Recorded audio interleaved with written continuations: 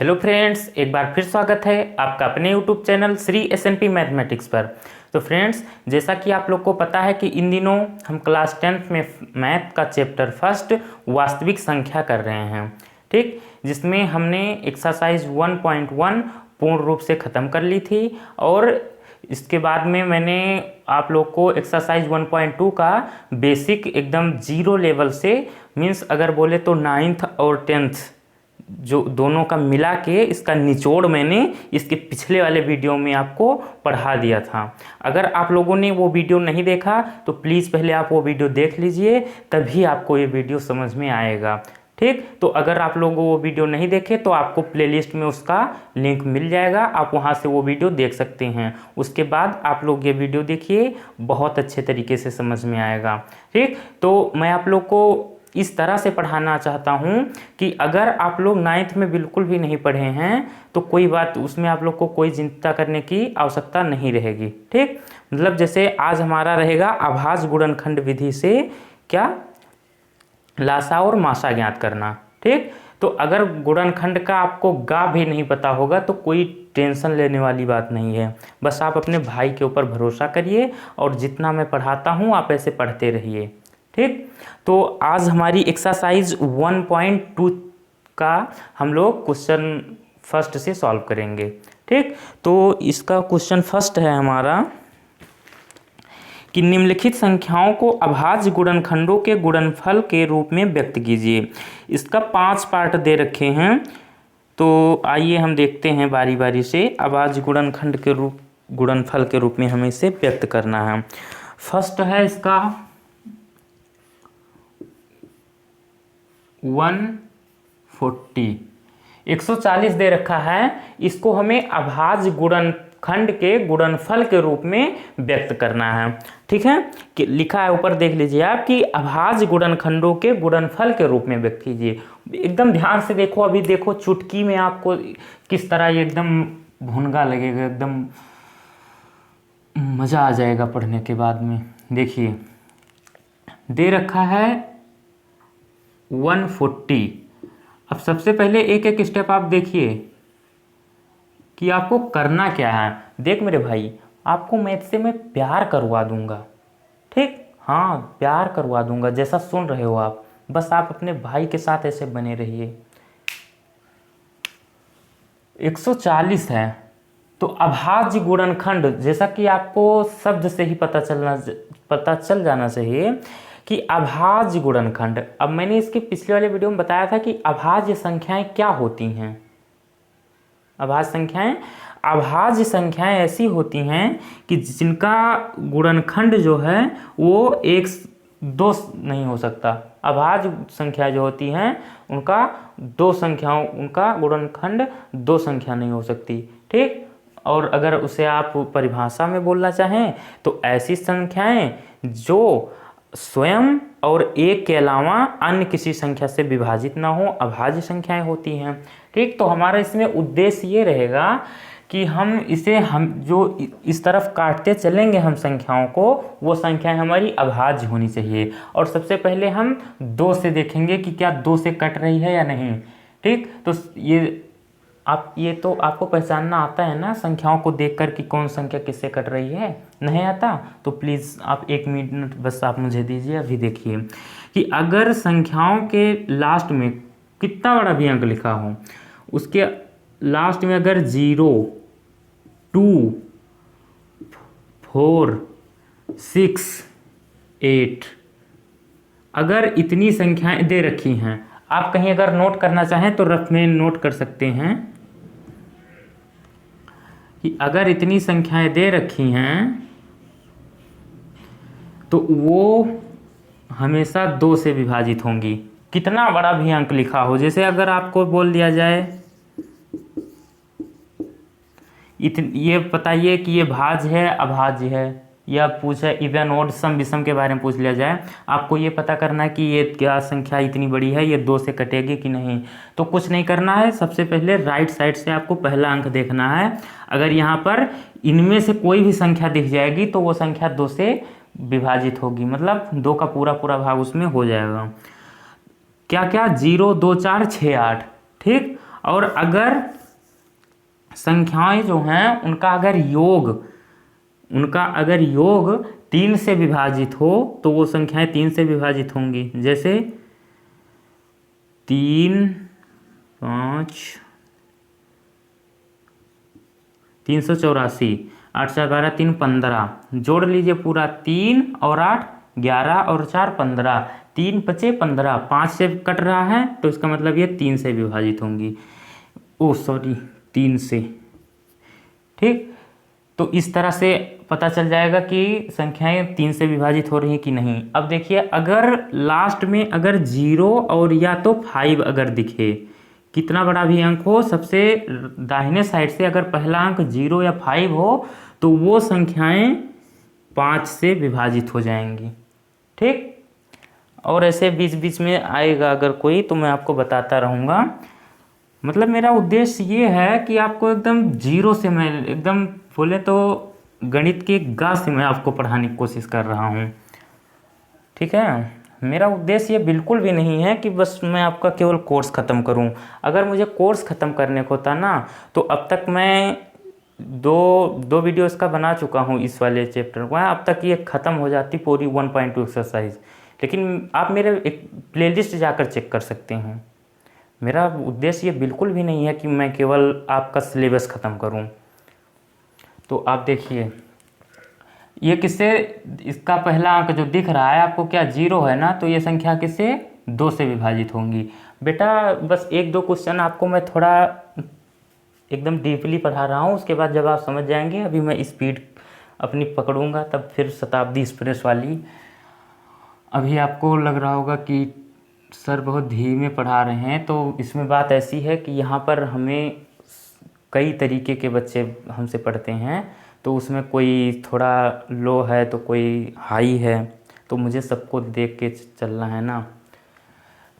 तो यहाँ सबसे पहले 2 से काटेंगे तो 2 सत्ते 14 और ये 0, फिर 2 से कटेगा 35, फिर 3 से कटेगा, 3 से नहीं कटेगा भाई, 5 3 8, 5 से कटेगा, फिर 7 से कटेगा। बस हो गया 140 बराबर 2 गुणे 2 गुणे 5 गुणे 7। बस यही करना था हमें। फर्स्ट पार्ट हमारा कंप्लीट।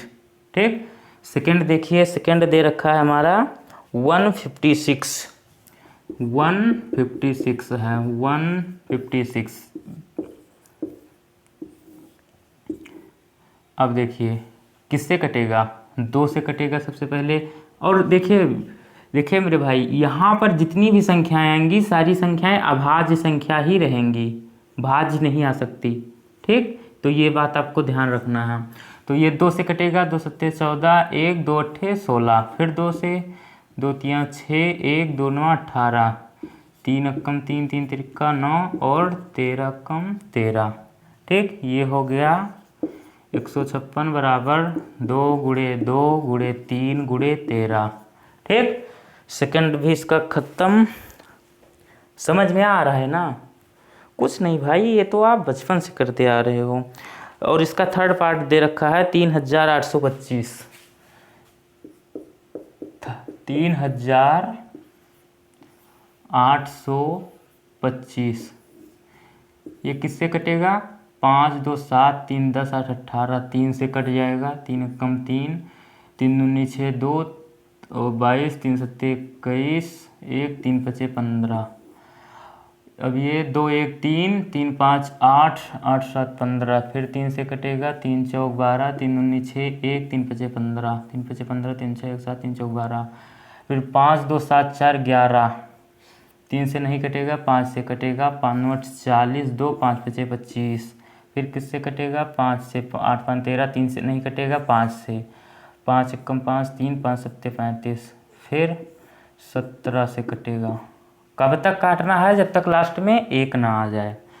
तो ये 3825 बराबर 3 गुणे 3 गुणे 5 गुणे 5 गुणे 17, ये हमारा हो गया। आप इसका स्क्रीनशॉट ले लीजिए, फिर इसका 2 पार्ट और बचा है।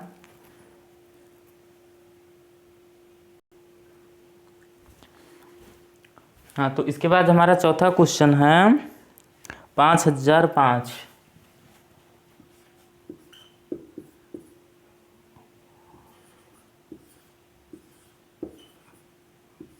5005 ये किससे कटेगा? लास्ट में 5 दिख रहा है तो ये 5 से ही कटेगा।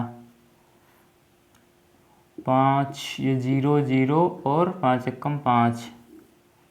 अब ये किससे कटेगा? 1 1 2। अब किससे कटेगा? 7 3 28। 7 से कट जाएगा। 7 कम 7 3 और ये होगा 30। 7 चौक 28। 2 7 त्रिक 21। अब किससे कटेगा?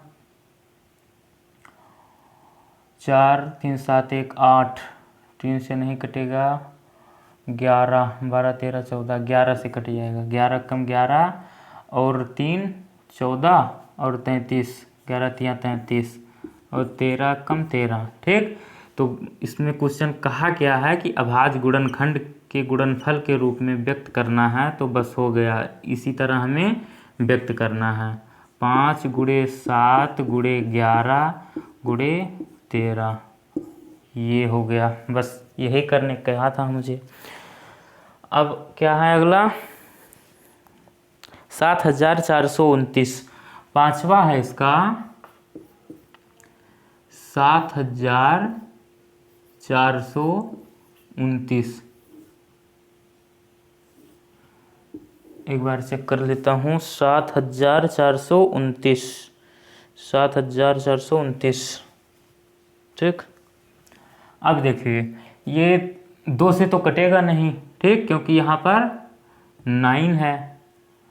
और फिर 3 से चेक करते हैं। 9 2 11 11 और 4 15 15 7 22। 3 से भी नहीं कटेगा तो किससे कटेगा? 7 से कटेगा। 7 कम 7 छंग 42। नहीं कटेगा तो किससे कटेगा? और देखिए 11 से।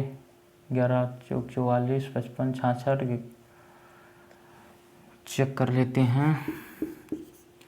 7429 11 से 55 11 छंग 66 14 8 82 77।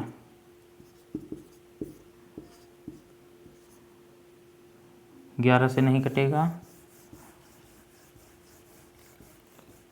तो 12 13 14 15 17 से देखिए। 17 से कटेगा।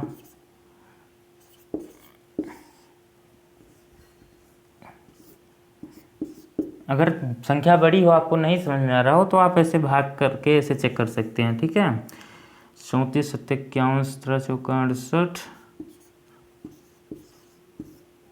14 8 6 और 62 70 34 17 51। ये यहाँ हो गया 12 12 में 2 में गए 1 और 1 17 7 एक सामने 17 से कट रहा है भाई। 17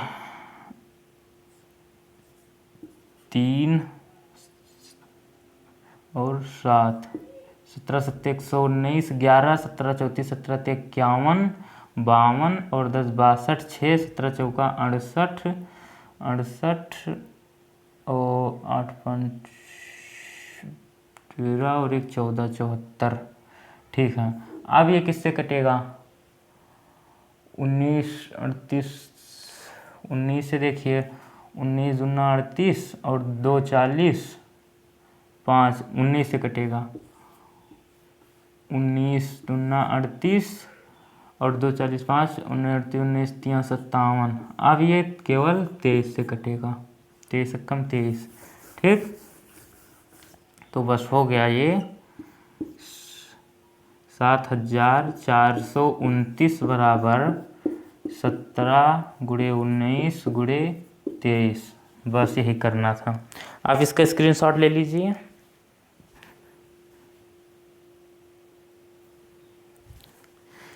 तो इसका पहला क्वेश्चन समाप्त हुआ जिसमें 5 पार्ट थे।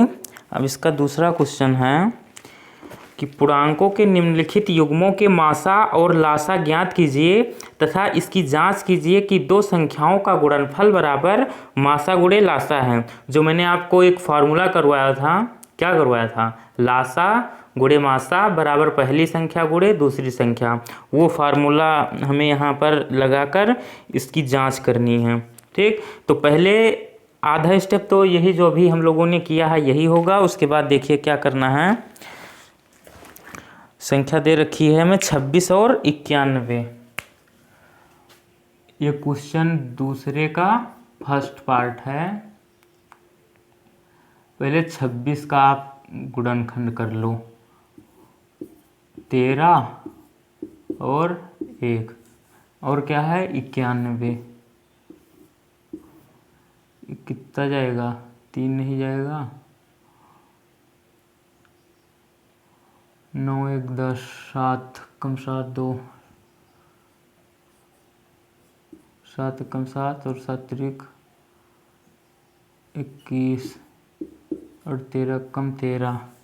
तो देखिए 26 बराबर 2 गुणे 13 और 91 बराबर 7 गुणे 13। सबकी घात 1 लगा लो आप। वैसे एक घात हिडन रहती है, लगाने की कोई आवश्यकता नहीं है, लेकिन मैं लगा दे रहा हूँ आपको समझाने के लिए, आगे मैं नहीं लगाऊंगा। अब देखिए इसमें हमें अभाज्य गुणनखंड विधि से एचसीएफ और एलसीएम पहले निकालना है। उसके बाद में हमें जांच करनी है कि क्या दो संख्याओं का गुणनफल जो होता है वो बराबर होता है उनके लासा गुणे मासा के गुणनफल के। तो पहले हम इसका लासा और मासा निकाल लेंगे। ठीक, एलसीएम और एचसीएफ। तो इसका HCF highest common factor, Hindi में बोलते हैं इसे मासा। एचसीएफ क्या होगा और एलसीएम क्या होगा, बहुत ध्यान से देखो भाई। आज के बाद जीवन में भी आपसे नहीं गलती होगी अभाज्य गुणनखंड विधि से लासा और मासा निकालते समय। बस आप देखो क्या करना है। अगर एचसीएफ की बात होगी, अगर एचसीएफ की बात होगी तो आप देखो कि जो भी संख्याएं दे रखी हैं दोनों के गुणनखंड में, उनमें कॉमन क्या क्या है। कॉमन जो दोनों में हो, तो 2 इसमें है, इसमें दिख रहा है आपको कहीं, 91 के गुणनखंड में आपको दिख रहा है 2 नहीं है, तो ये कॉमन नहीं है। 13 है इसमें भी, इसमें भी, तो 13 दोनों में कॉमन है, तो हमारा 13 हो गया इसका एचसीएफ। ठीक, तो एचसीएफ हमारा क्या हो गया, बस यही हो गया 13 एचसीएफ। और एलसीएम में बस थोड़ा सा क्या ध्यान रखना है आपको, बस देखो एलसीएम में जितनी भी संख्याएं दे रहेंगी, जितनी भी संख्याएं दी रहेंगी इनके अभाज्य गुणनखंड में, सारी संख्याओं को लिख लेना है। एक एक बार लिखना है, कोई भी अंक हमें रिपीट नहीं करना है। ठीक, जैसे 13 2 बार है तो 2 बार हम नहीं लिख सकते, हमें एक ही बार लिखना है। तो सबसे छोटी संख्या से शुरू करो, 2, तो 2 लिख लो आप।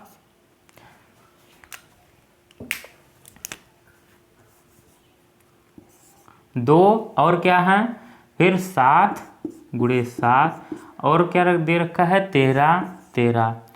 अब 13 हम 2 बार नहीं लिखेंगे, एक ही बार लिखेंगे। ठीक, अब इनका क्या कर लो आप, गुणा कर लो, तो क्या हो जाएगा 13 दूना 26 और 7 छंग 42, 2 4, 7 दूनी 14 और 4 18, 182। एलसीएम इसका 182। अब हमें इसकी जांच करनी है। जांच करने के लिए ऐसा बोला है कि दो संख्याओं का गुणनफल बराबर मासा गुणे लासा है। तो आपको जांच किस तरह करनी है, आप देखिए। जांच दिख रहा है आपको, 1 मिनट में चेक कर लेता हूँ। हाँ दिख रहा है, बहुत अच्छे से दिख रहा है भाई।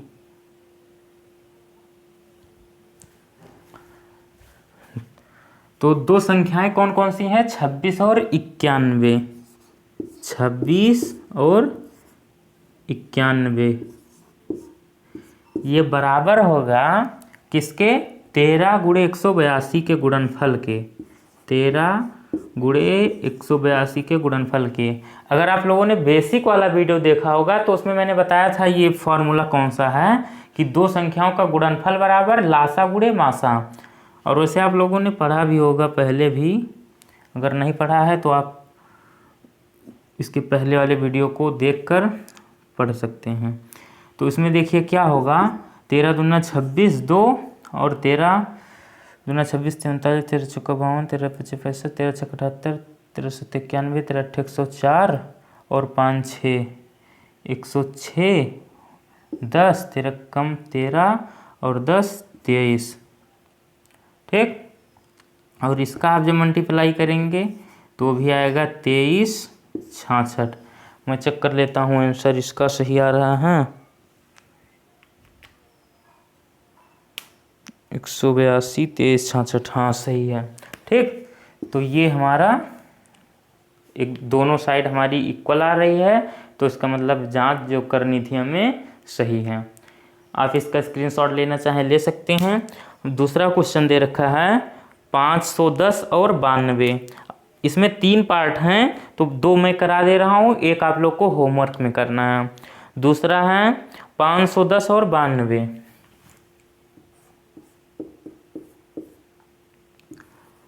510 और 92, 510 92। तो सबसे पहले क्या करना है, 510 का आप फैक्टर कर लीजिए।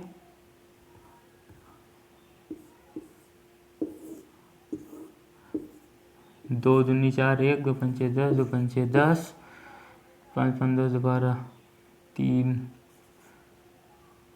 24, 3 पचे 15, 8 5 13, 5 कम 5, 3 5 7 35, 17 कम 17 और 92 का होगा 9 2 11, 2 चौका 8, 1 2 छंग 12, 2 दूनी 4, 2 3 6, 23 कम 23, 2 दूनी 4, 4 3 12, 1 4 दूनी 8 1 9 92। ठीक है, अब देखिए 510 का गुणनखंड क्या आया, 2 गुणे 3 गुणे 5 गुणे 17 और 92 का क्या आया है, 2 की पावर 2, 1 2 बार है ना, तो 2 की पावर 2 गुणे 23। अब इसका HCF और LCM हमें फाइंड करना है। HCF क्या होगा इसका, देखिए मैंने भी क्या बताया है, अगर HCF की बात आए, हाईएस्ट कॉमन फैक्टर या मासा कुछ भी दे सकता है, अगर HCF की बात आए तो हमें देखना है जो दोनों में कॉमन हो। तो दोनों में कॉमन क्या दिख रहा है आपको, 2 दिख रहा है, तो आप 2 लिख लेंगे। ठीक, अब एक यहाँ पर बात फंसेगी, अगर केवल 2 2 लिखे हैं दोनों तो ठीक है, अगर घात भी लगी है तो आपको घात कौन सी लगानी है वो आपको बहुत ध्यान से देखो और हमेशा के लिए याद रखो ये बात कि अगर HCF की बात होगी तो दोनों कॉमन तो मैंने लिख दिया, लेकिन जब घात की बात आएगी तो क्या करेंगे, अगर HCF की बात होगी तो जिसकी घात छोटी होगी वो संख्या लिखी जाएंगी।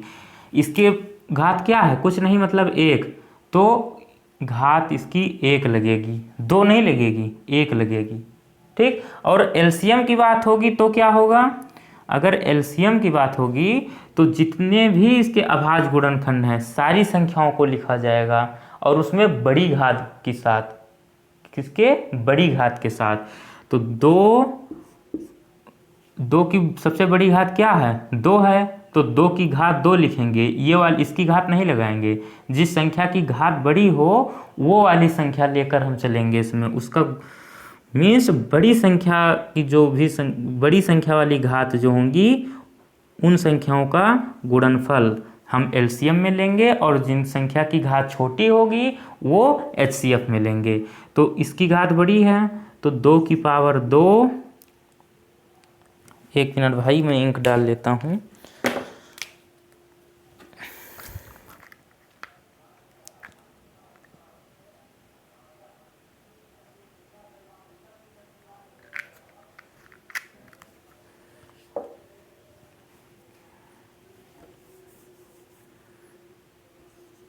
दो की पावर 2 गुणे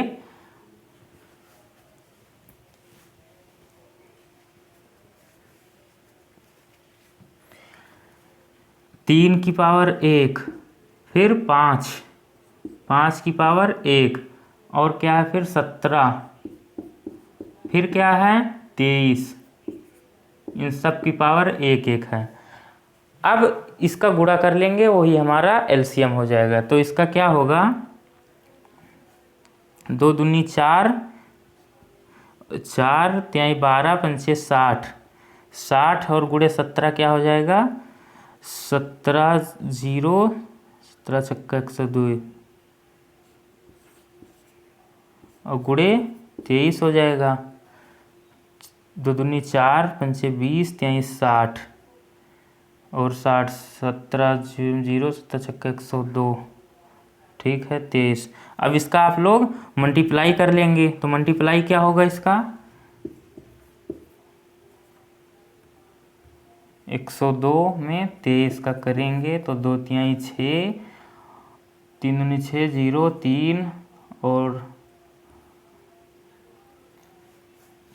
4 0 2, 6 4 3 2 0, 23,460, 23,460 इसका एलसीएम। ठीक, इसका एलसीएम कितना आ गया 23,460। अब अभी हमें इसमें पूरा नहीं हुआ है, अभी हमें इसकी जांच करनी है कि क्या इन दोनों संख्याओं का गुणनफल लासा और उनके मासा के गुणनफल के बराबर है या नहीं है।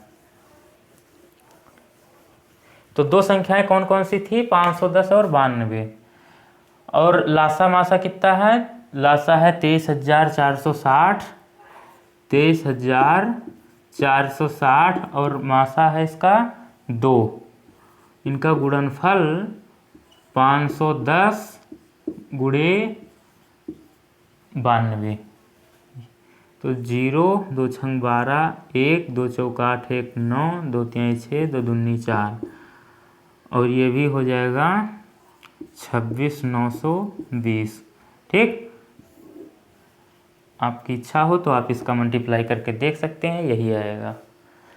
ठीक, अब एक क्वेश्चन इसमें आप लोग को होमवर्क में करना है 336 और 54 का, सेम टू सेम जैसे ये दोनों क्वेश्चन कराया मैंने, एकदम ऐसे करना है आपको। ठीक, तो फ्रेंड्स आज का वीडियो हम यहीं पे समाप्त करते हैं, तो मिलते हैं अगले वीडियो में, तब तक के लिए धन्यवाद। अगर आप लोग को ये वीडियो अच्छा लगा हो तो प्लीज़ लाइक कीजिए और मेरे चैनल श्री SNP मैथमेटिक्स को सब्सक्राइब कीजिए, और अगर अभी तक आप लोगों ने बेल आइकन नहीं दबाया है तो बेल आइकन ऑल कर लीजिए, जिससे मैं जो भी वीडियो अपलोड करूँगा आप लोग के पास तुरंत सबसे पहले पहुँचता रहे।